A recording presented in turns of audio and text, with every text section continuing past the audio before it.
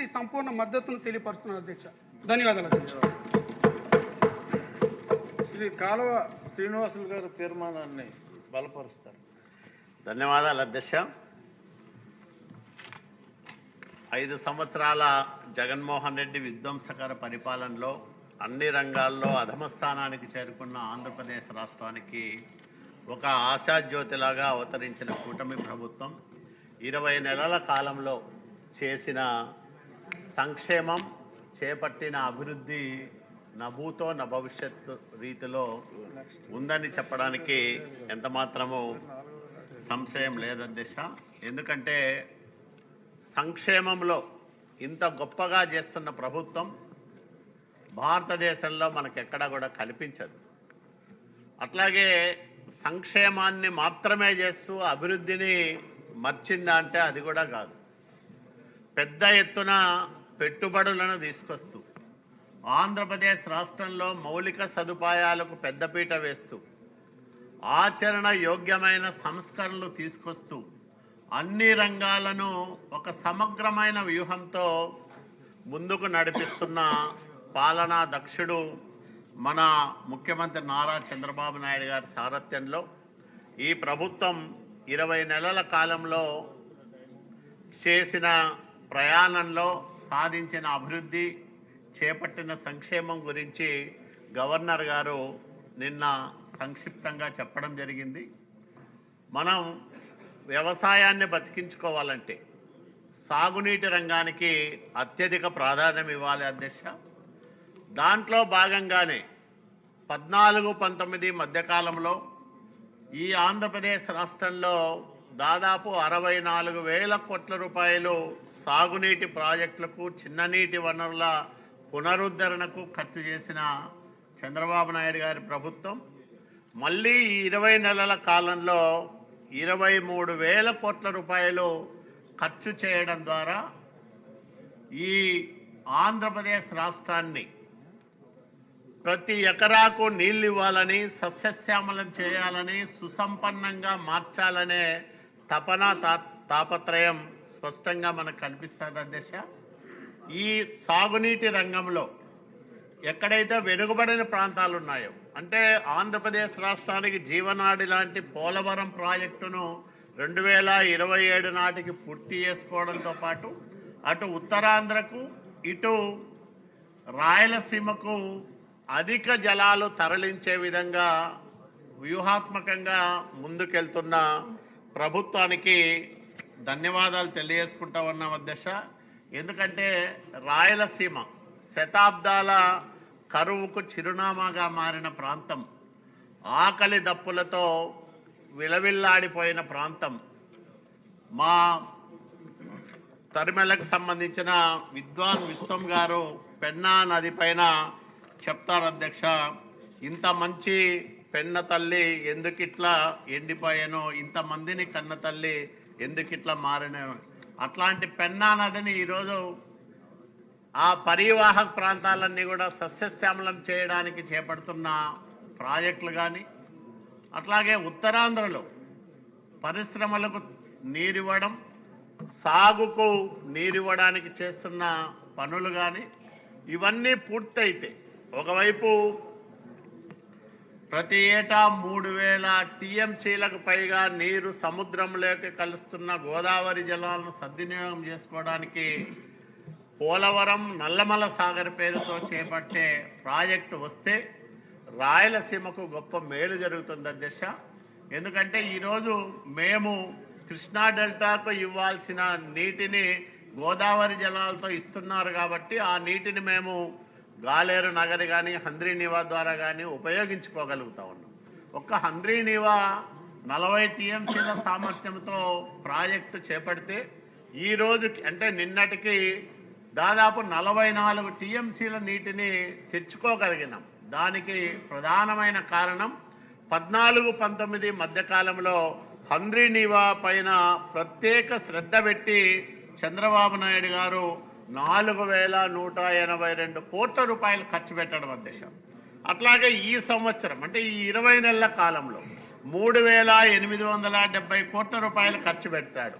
అంటే 6.5 సంవత్సరాల కాలంలో ఒకే ఒక పథకం పైన 8,032 కోట్ల రూపాయలు ఖర్చు పెట్టిన గొప్ప ప్రభుత్వం చంద్రబాబు నాయుడు గారి ప్రభుత్వం అధ్యక్ష.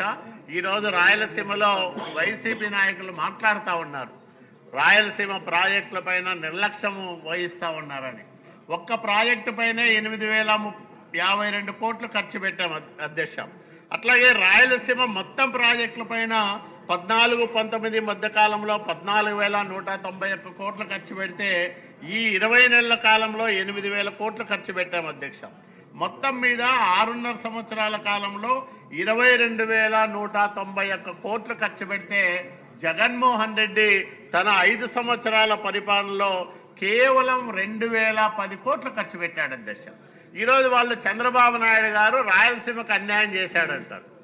20,000 కోట్ల రూపాయలు ఖర్చు పెట్టిన చంద్రబాబు నాయుడు గారు రాయలసీమ బిడ్డన 2,000 కోట్లు ఖర్చు పెట్టి అది కూడా హంద్రీ నీవా లాంటి అత్యంత ప్రధానమైన ప్రాజెక్టుకు కరెంటు బిల్లులు కూడా కట్టకుండా జరుగుతున్న వెడల్పు పనులను ఆపేసి మరింత వెడల్పు చేస్తానని నమ్మించి 5 సంవత్సరాల నయవంచనకు గురి చేసిన జగన్మోహన్ రెడ్డి రాయలసీమ బిడ్డన ఆలోచన చేసుకోమని నేను రాయలసీమ వాసులకు ఈ పవిత్రమైన సభ ద్వారా విజ్ఞప్తి చేస్తా ఉన్నాను అధ్యక్ష.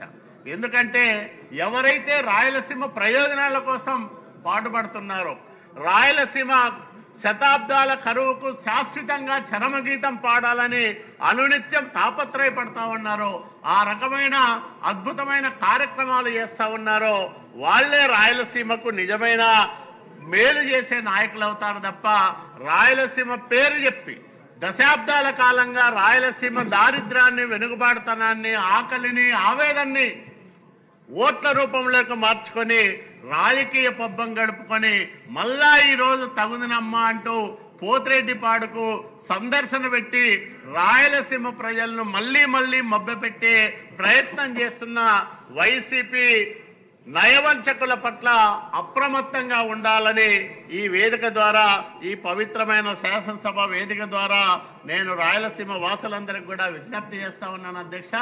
ఎందుకంటే ఈరోజు ఒక గొప్ప కార్యక్రమాలు జరుగుతూ ఉన్నాయి.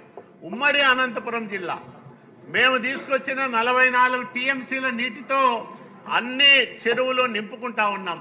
సత్యసాయి జిల్లాలో, అనంతపురం జిల్లాలో ఈరోజు 156 చెరువులు నీళ్లతో కలకల్లాడుతూ ఉన్నాయి.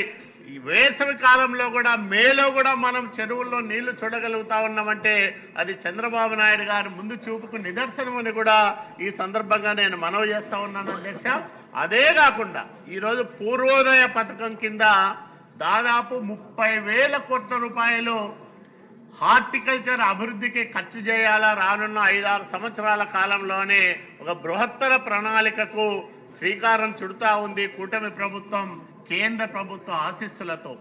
కేంద్ర ఆర్థిక శాఖ మంత్రి నిర్మలా సీతారామన్ గారిని 2 రోజుల కిందటే మన ముఖ్యమంత్రి గారు కలిసి ఈ విషయం పైన చర్చించినప్పుడు స్పష్టత వచ్చిందని కూడా నిన్ననే మన సమావేశంలో ముఖ్యమంత్రి గారు చెప్పడం జరిగింది.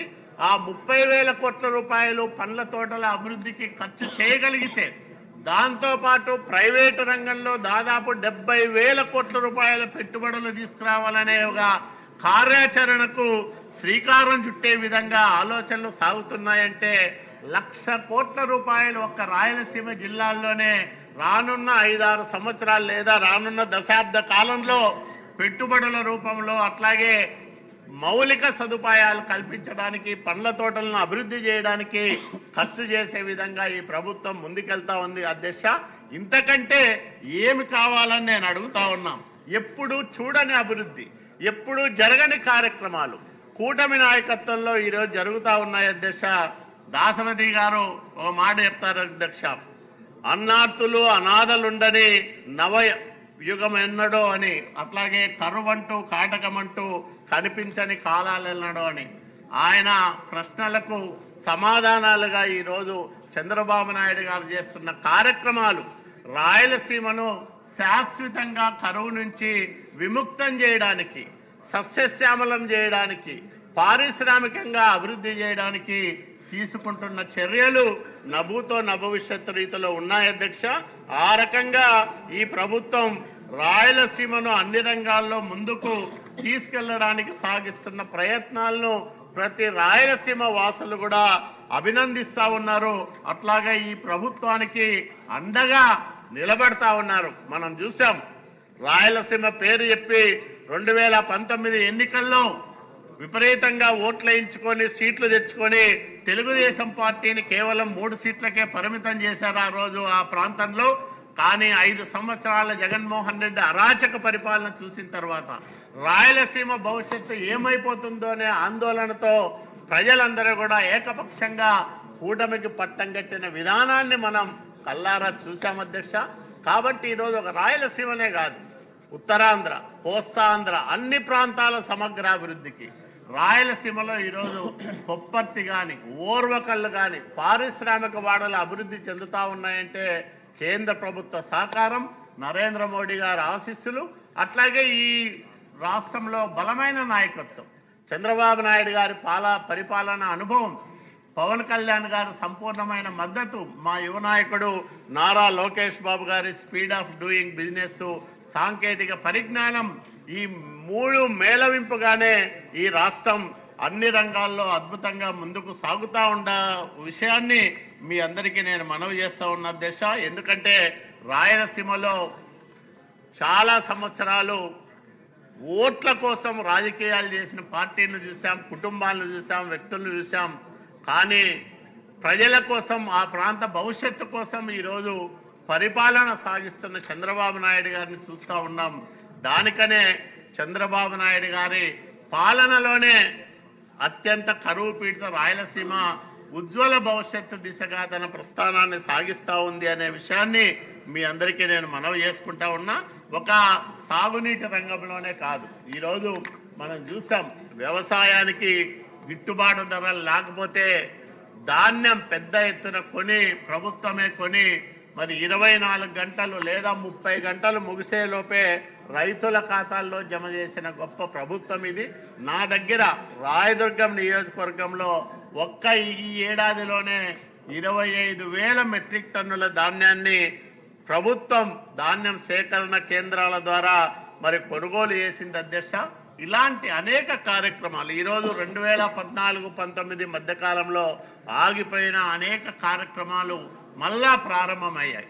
మాకు కళ్యాణదుర్గం, రాయదుర్గం 2 నియోజకవర్గాలకు అత్యంత ప్రధానమైన జీడిపల్లి భైరవాంతిప్ప ప్రాజెక్టు పనులు మా కళ్యాణదుర్గం ఎమ్మెల్యే సురేంద్రబాబు గారి నాయకత్వంలో వేగంగా సాగుతూ ఉన్నాయి. అట్లాగే పరిటాల రవీంద్ర గారి కలల పంట అయిన జీడిపల్లి పేరూరు ప్రాజెక్టు మొన్ననే పరిటాల సునీతమ్మ గారు మళ్ళా పునఃప్రారంభం చేశారు. అత్యంత వెనుకబడిన ప్రాంతాలు, తాగునీటికి కూడా అవకాశాలు లేని ప్రాంతాలు, 170 మంది వలసలు పోయే ప్రాంతాలు, ఇట్లాంటి ప్రాంతాలు మడకసిర బ్రాంచ్ కెనాల్ కానీ, ఈరోజు పుంగనూరు మదనపల్లి బ్రాంచ్ కెనాల్ కానీ, ఇవన్నీ కూడా శరవేగంగా పనులు సాగుతున్న పథకాలు.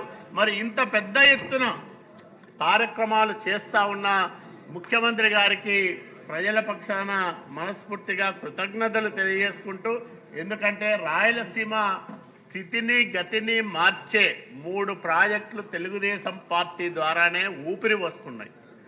తెలుగు గంగ అనే రూపంలో ఆ ప్రాజెక్టును మహనీయుడు ఎన్టీ రామారావు గారు మద్రాసుకు నీళ్లు ఇచ్చే పేరుతో ప్రారంభం చేయకపోయి ఉంటే రాయలసీమ ఈ రకంగా ఉండేది కాదు అధ్యక్ష.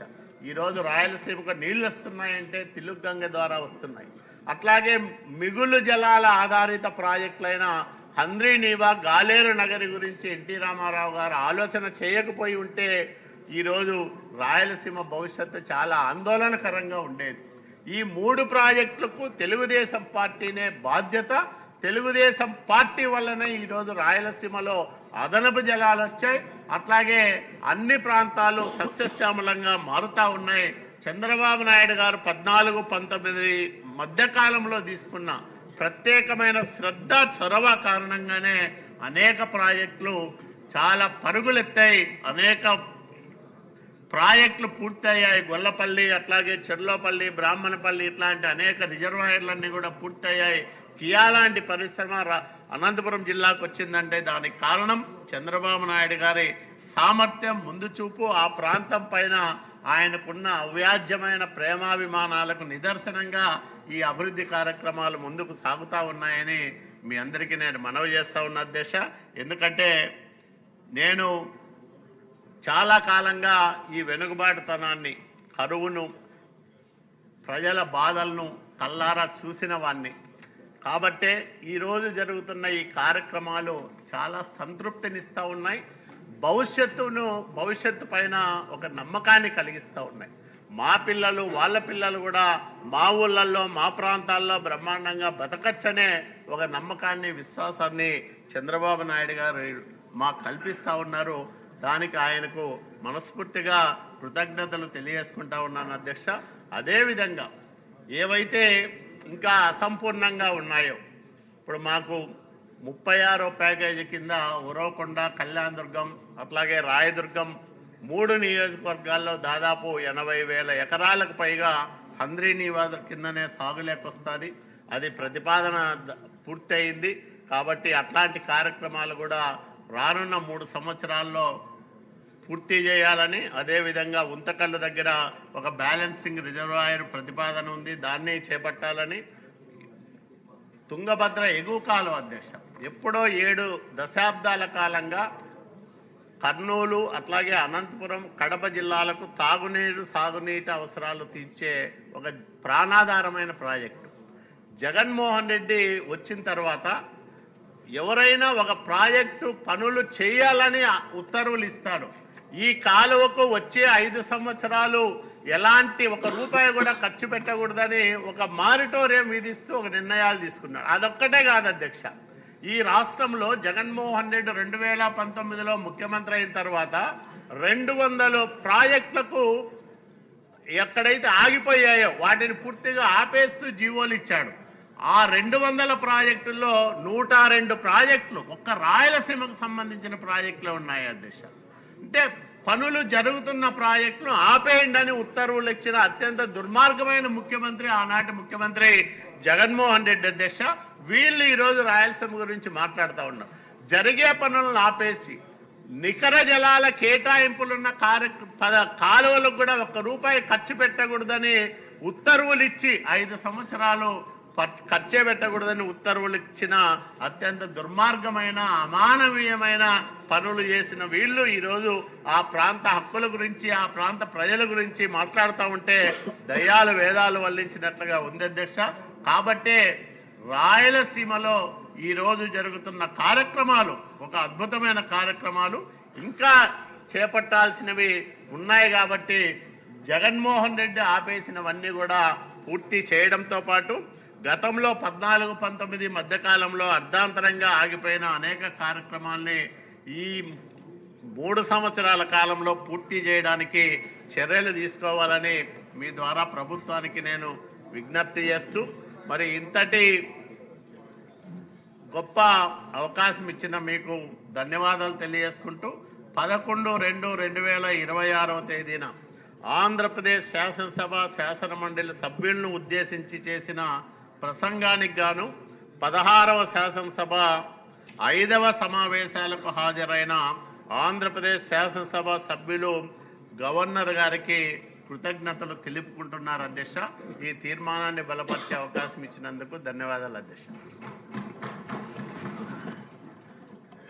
పెద్దలు కొంతాల రామకృష్ణ గారు చెప్పండి. ధన్యవాదాలు.